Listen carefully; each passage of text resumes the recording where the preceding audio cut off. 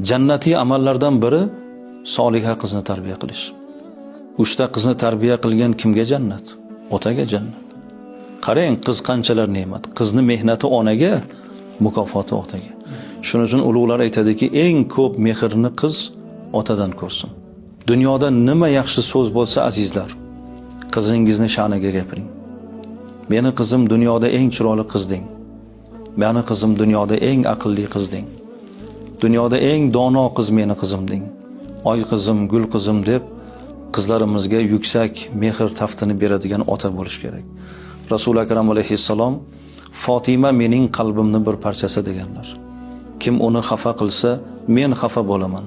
Kim uni xursand qilsa, men xursand bo'laman dedilar. E'tibor bering, payg'ambarning xursandchiligi qizini xursandchiligiga bog'liq ekan.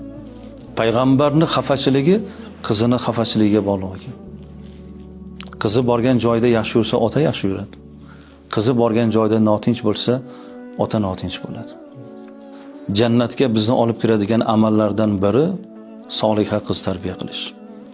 Payg'ambar alayhissalomga yaqin qiladigan, shu dunyoning o'zida bizni sharafimiz, oxiratda esa darajotimiz bo'lgan qizlarimiz eng munosib joyga kelin bo'lsin, uzatgan qizlarimiz ham baxt topsin.